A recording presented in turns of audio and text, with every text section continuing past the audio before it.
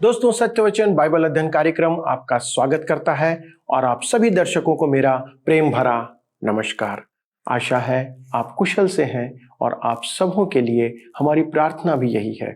आज जो दर्शक पहली बार हमारे साथ शामिल हुए हैं, उन्हें मैं बताना चाहता हूं कि यह एक धारावाहिक बाइबल अध्ययन श्रृंखला है और हम इन दिनों बाइबल से नए नियम की चौथी पुस्तक यूहन्ना रचित सुसमाचार का अध्ययन करते हुए 9वें अध्याय तक पहुंच गए हैं। प्रभु यीशु मसीह अपनी क्रूस की मृत्यु की ओर बढ़ रहे हैं और इससे पहले वे सभी लोगों के द्वारा परखे जाते हैं।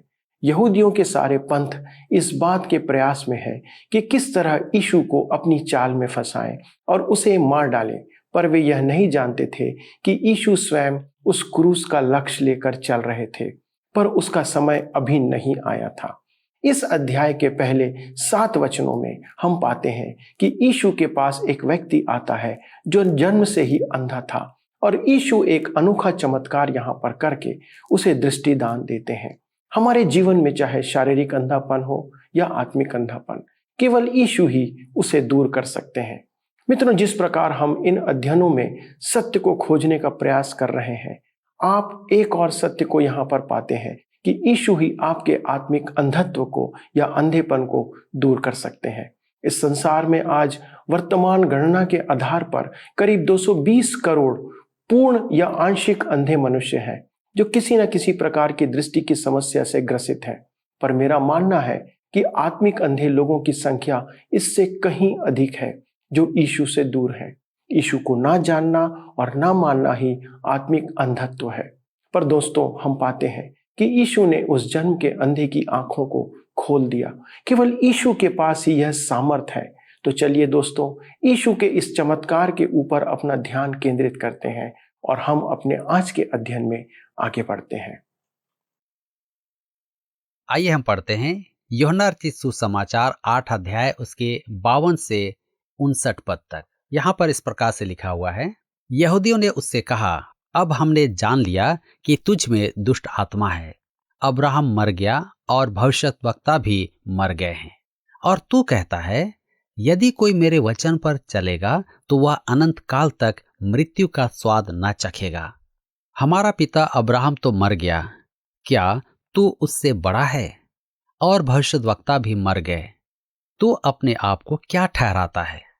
यीशु ने उत्तर दिया, यदि मैं आप अपनी महिमा करूं तो मेरी महिमा कुछ नहीं, परंतु मेरी महिमा करने वाला मेरा पिता है, जिसे तुम कहते हो कि वह तुम्हारा परमेश्वर है।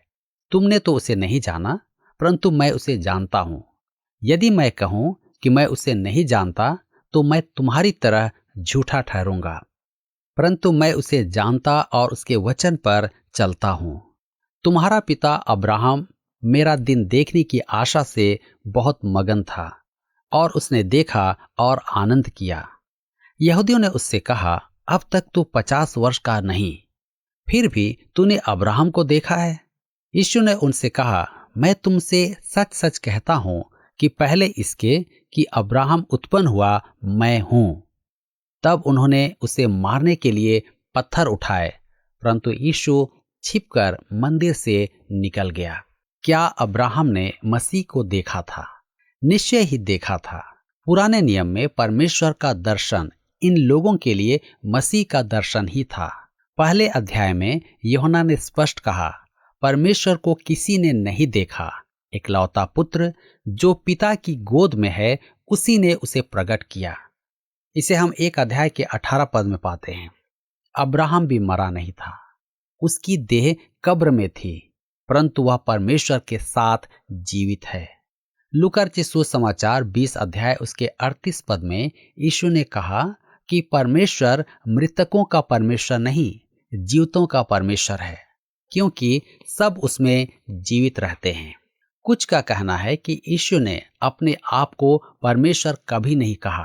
यह पद 58 उनकी बात का खंडन है। पहले इसके कि अब्राहम उत्पन्न हुआ मैं हूं का अर्थ यहोवा। इसी कारण उन्होंने उसे मारने के लिए पत्थर उठाए। उनके विचार में वह परमेश्वर की निंदा कर रहा था।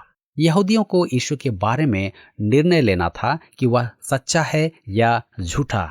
आपको भी निर्णय लेना है कि यीशु सच्चा है या झूठा, वह परमेश्वर है, उद्धार करता है या नहीं, उसे स्वीकार करें या नहीं, आपका निर्णय उसे बदल नहीं देगा। वह मैं हूं, यहोवा है और रहेगा। वह अनादि अनंत परमेश्वर है। आपको केवल यह निर्णय लेना है कि उसे ग्रहण करें या त्याग दें। मित्रों, हम देख रहे थे कि यीशु जगत की ज्योति पर प्रवचन सुना रहा था और उसने अपने आप को परमेश्वर कहा। तो यहूदी धर्म गुरुओं ने उसे मारने के लिए पत्थर उठाए, तो वह उनके मध्य से चला गया। यूहन्ना 8:59 में यह भी एक चमत्कार ही था कि वह उस क्रोधित भीड़ से बाहर निकल गया, क्योंकि उसका समय नहीं आया था। वे ग्रहण नहीं कर पाते थे क्योंकि वे आत्मिक अंधे थे। हमारा जगत की ज्योति का अध्ययन अभी समाप्त नहीं हुआ है। अंधे मनुष्य के लिए आवश्यक है कि उसकी आंखें खुलें, जिससे कि वह देखने में सक्षम हो। यदि कोई देख न पाए तो इसका अर्थ यह नहीं कि ज्योति नहीं है। ज्योति आंख का वर्णन करती है।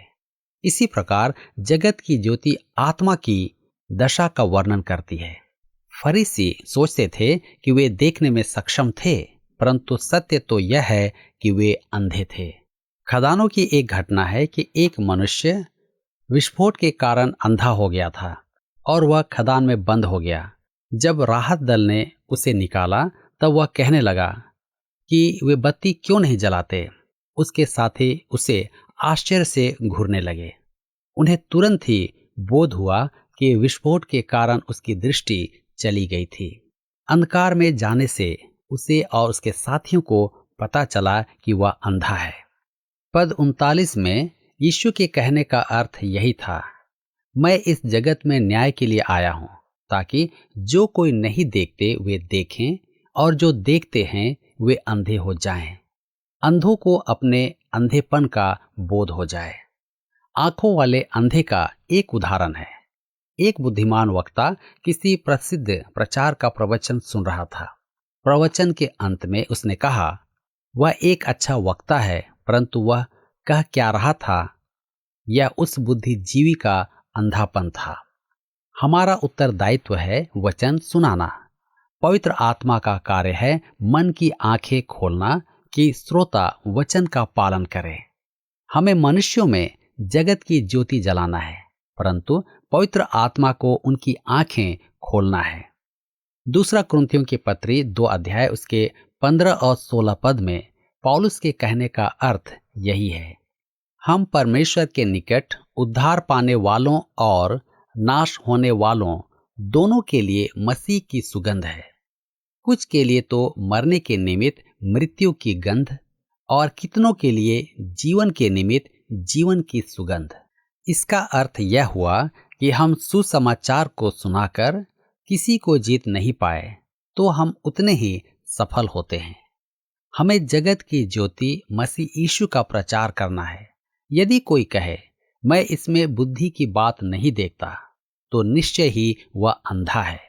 कोई अवश्य होगा जो कहेगा ज्योति दिखाने के लिए धन्यवाद, मैं अंधा था परंतु अब देखता हूं। आइए हम आगे बढ़ें और देखें जन्म के अंधे को दृष्टिदान। यूहन्ना रचित सुसमाचार 9 अध्याय उसके 1 पद में लिखा है, जाते हुए उसने एक मनुष्य को देखा जो जन्म से अंधा था। यह चमत्कार उस अद्भुत कथन के अनुसार है जब उसने कहा, जगत की ज्योति मैं हूं। यूहन्ना रचित सुसमाचार 8 अध्याय के 12 पद में। और हम देखते हैं अध्याय 8 और अध्याय 9 के मध्य समय का अंतराल है, क्योंकि यीशु यहां थोड़ा निश्चिंत है। आइए देखें चमत्कार का अभिलेख। जन्म के अंधे को दृष्टिदान का यह एकमात्र लेख है। यूहन्ना रचित सुसमाचार 9 अध्याय उसके 2 पद में हम पढ़ते हैं, उसके चेलों ने उससे पूछा, हे रब्बी, किसने पाप किया था कि यह अंधा जन्मा, इस मनुष्य ने या इसके माता पिता ने? शिष्य उसके अंधेपन का कारण जानना चाहते थे। उस युग में इस प्रश्न के 4 उत्तर थे। अन्य जातियां यह मानती थीं कि पिछले जन्म के पाप इस जन्म में भी दंड लाते हैं आज भी अनेक संस्कृतियों में यह माना जाता है। यहूदी पिछले जन्म में विश्वास नहीं करते थे, परंतु वे मानते थे कि पितरों के पाप तीसरी और चौथी पीढ़ी पर दंड लाते हैं। जैसा निर्गमन की पुस्तक 20 अध्याय उसके 5 पद में लिखा है। इसकी एक और व्याख्या है कि आदम का पाप सब मनुष्यों पर दंड लाता है।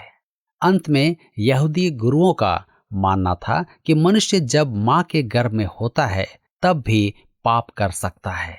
यूहन्ना रचित सुसमाचार 9 अध्याय उसके 3 से 5 पद में हम आगे पढ़ते हैं। यीशु ने उत्तर दिया, न तो इसने पाप किया था न इसके माता पिता ने, परंतु यह इसलिए हुआ कि परमेश्वर के काम उसमें प्रकट हों। जिसने मुझे भेजा है, हमें उसके काम दिन ही दिन में करना अवश्य है। वह रात आने वाली है जिसमें कोई काम नहीं कर सकता। जब तक मैं जगत में हूं तब तक जगत की ज्योति हूं। यीशु के लिए न तो किसी का अतीत और न ही किसी का दोष इतना महत्वपूर्ण था जितना कि किसी का चंगा हो जाना। परमेश्वर के सर्वज्ञान में रोग, कष्ट, पीड़ाओं के अपने ही कारण हैं। अनेक जन हमें हमारे कष्टों के कारण समझाते हैं, परंतु वे अज्ञानी हैं, क्योंकि परमेश्वर हम पर कष्टों के कारण प्रकट नहीं करता है। वह केवल यह चाहता है कि हम अंधकार के समय में उसके निकट ही रहें। यीशु ने इसका कारण दिया कि वह परमेश्वर के कामों के प्रकट होने के लिए था। परमेश्वर ने हमें उसकी महिमा के लिए बनाया है, अपनी स्वयं की महिमा के लिए नहीं। यह अंधा व्यक्ति दृष्टि पाने के द्वारा परमेश्वर की महिमा का कारण होगा। वह दृष्टि पाकर संसार को देखकर प्रसन्न ही नहीं होगा, परंतु मसीह यीशु को देखेगा और उसे अपना उद्धारकर्ता स्वीकार करेगा। यीशु फिर ज्योति की चर्चा करता है। अंधकार मनुष्य को अंधा कर देता है। यीशु जगत की ज्योति है, उसके बिना संसार अंधा है। जब तक वह संसार में है, संसार के पास दिन का समय है। वह आज भी पवित्र आत्मा स्वरूप संसार में है। जब तक वह हमें आत्मिक दृष्टिदान न दे, हम अंधे हैं। यूहन्ना रचित सुसमाचार 9 अध्याय उसके 6 और 7 पद में आगे हम पढ़ते हैं। यह कहकर उसने भूमि पर थूका और उस थूक से मिट्टी सानी, और वह मिट्टी उस अंधे की आंखों पर लगाकर उससे कहा, जा शीलोह के कुंड में धो ले। शीलोह का अर्थ भेजा हुआ है। उसने जाकर धोया और देखता हुआ लौट आया। मसीह ने उसे छुआ, परंतु उसे मसीह की आज्ञा माननी थी। मसीह हमारी आत्मिक आंखों को भी छूना चाहता है कि हम आत्मिक बातों को देख पाएं। जी हां, जहां तक पाप का प्रश्न है, पौलुस रोम की कलीसिया को लिखता है, रोमियो की पत्री 3 अध्याय उसके 23 पद में, सबने पाप किया है और परमेश्वर की महिमा से रहित है। यदि आप देखने में सक्षम नहीं हैं, तो इसका अर्थ है कि आप मसीह के पास नहीं गए हैं कि वह आपकी आंखें छुए। हमारे पास दर्शकों के पत्र आते हैं। उनमें से कुछ लिखते हैं कि वे महीनों से हमारा कार्यक्रम देख रहे हैं, परंतु अकस्मात ही उन्होंने देखा कि मनुष्य परमेश्वर के वचन की ज्योति में है, परंतु फिर भी कहता है, बत्ती तो जलाओ। यही तो पिलातुस कह रहा था। यूहन्ना रचित सुसमाचार 18 अध्याय के 38 पद में, सत्य क्या है? वह मार्ग, सत्य और जीवन के सामने खड़ा था और पूछ रहा था कि सत्य क्या है। वह अंधा था। हमें मसीह को अपनी आंखें छूने देना है कि देखने योग्य हो जाएं। यहां ध्यान दीजिए कि मसीह ने उसकी आंखों को छुआ, परंतु वह मसीह को देख नहीं सकता था। तब यीशु ने उससे कहा कि वह शीलोह के कुंड में आंखें धो ले। यीशु ने उसके साथ यह विधि क्यों अपनाई? मेरे विचार में इसके अनेक कारण हैं। आइए हम देखें। पहला कारण, यूहन्ना का सुसमाचार यीशु के ईश्वरत्व को प्रकट करता है, परंतु वह उसे मनुष्य भी दर्शाता है। यीशु ने अभी अपने ईश्वरत्व का दावा किया था, अब वह इस अंधे मनुष्य का स्पर्श करता है। दूसरी बात है, उसे यदि दृष्टि चाहिए तो उसे मसीह की आज्ञा का पालन करना होगा। तीसरी बात, प्रभु यीशु ने उसे शीलो के कुंड में आंख धोने भेजा। यूहन्ना शीलो का अर्थ भी बताता है, भेजा हुआ। शीलो का कुंड भी गवाह था कि यीशु को परमेश्वर पिता ने भेजा है।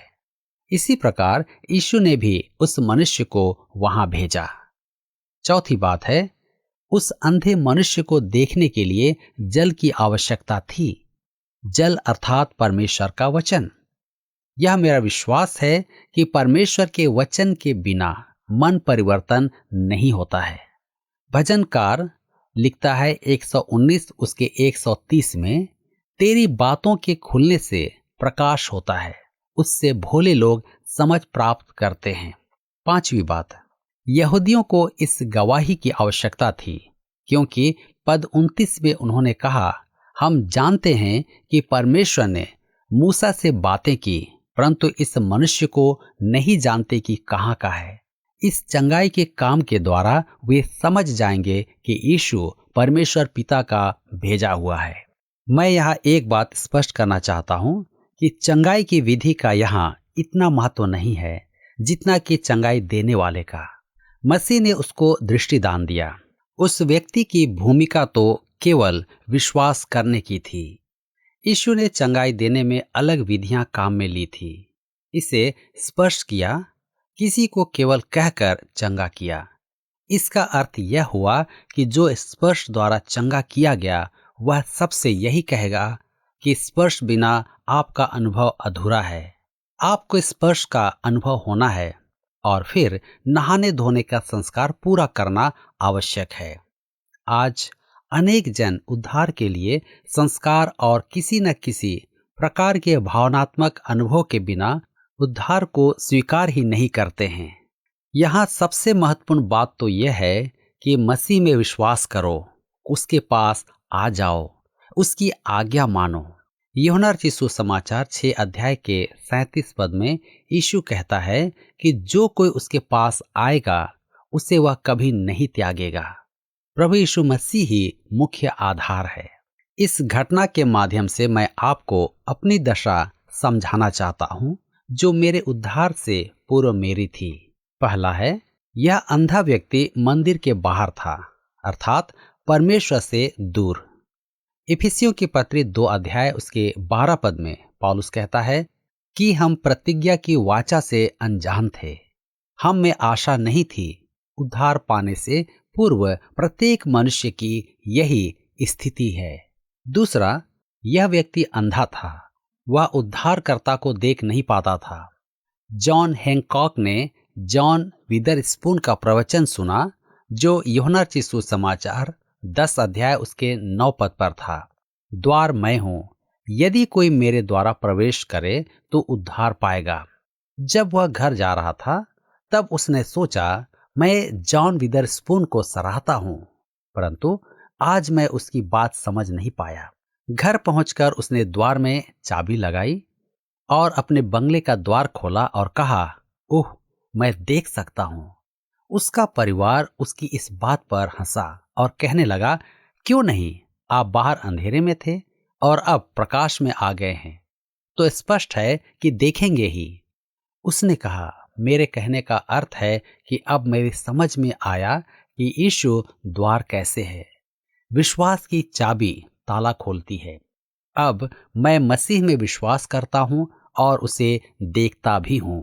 यीशु के बिना आप अंधे थे। क्या आपने उसे कभी उद्धारकर्ता के रूप में देखा था? नहीं, क्योंकि हम अंधे थे। तीसरी बात, वह जन्म का अंधा था। हम जन्म से ही पापी थे। हम इस संसार में पापी ही आए थे। चौथी बात, वह व्यक्ति असाध्य रोगी था। इस संसार में हमारे पाप का उपचार किसी के पास नहीं था। और पांचवी बात, वह भिखारी था। हम भिखारी बनना स्वीकार नहीं करते हैं। हम चाहते हैं कि किसी प्रकार उद्धार को कमाएं, परंतु उद्धार बिकता नहीं।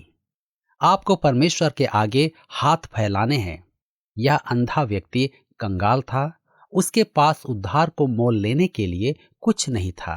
यशाया कहता है, आओ सब प्यासे लोगों, पानी के पास आओ, और जिनके पास रुपया ना हो तुम भी आकर मोल लो और खाओ। दाख मधु और दूध बिना रुपए और बिना दाम ही आकर ले लो। छठवीं बात, उसने यीशु से याचना नहीं की। बर्तिमाई तो पुकार रहा था, परंतु यह व्यक्ति शांत बैठा था। वह यीशु को नहीं जानता था। उसे मसीह के ज्ञान और अनुग्रह में बढ़ने में समय लगा। मेरे मित्रों, क्या आप वास्तव में उद्धार पाना चाहते थे? क्या आप मसीह यीशु की प्रतीक्षा में बैठे थे? मेरे विचार में तो आपके पास यीशु के लिए समय ही नहीं था, परंतु वह आपकी खोज में था। मनुष्य और उसके उद्धार की यही कहानी है। अब हम अंतिम और सातवीं बात देखते हैं। उस पर किसी को दया नहीं आती थी। यहूदी उसे देखते हुए मंदिर में प्रवेश करते थे। शिष्यों ने भी उसके बारे में विवाद किया। उस पर दया दृष्टि डालने वाला कोई नहीं था। यह मानवीय परिवार का चित्रण है। यीशु को उस पर तरस आया।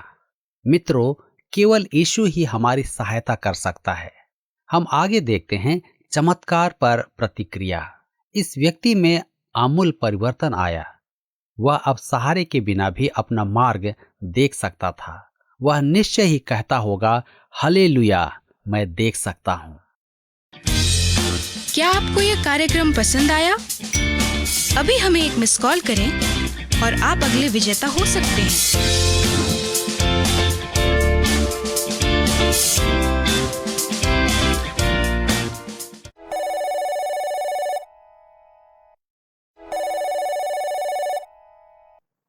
प्रिय मित्रों, आज हमने इस बात को गहराई से जाना कि यीशु ही हमारी आत्मिक आंखों को खोल सकते हैं और उसके लिए हमें उसे जानने की आवश्यकता है। पर साथ ही दूसरी महत्वपूर्ण बात है आज्ञाकारिता।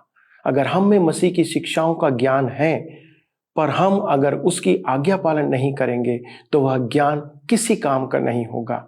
आज संसार में बहुत से ऐसे लोग हैं जो ज्ञान तो रखते हैं पर आज्ञा पालन नहीं करते हैं, जो किसी फायदे का नहीं। यह बात न केवल अविश्वासियों पर विश्वासियों पर भी लागू होती है। दोस्तों, हम जो मसीह में हैं उसकी आज्ञाओं को जानते हैं, उसके वचनों को पढ़ते हैं, पर यह जानकर भी उसका पालन नहीं करते। यह एक बड़ी विडंबना है।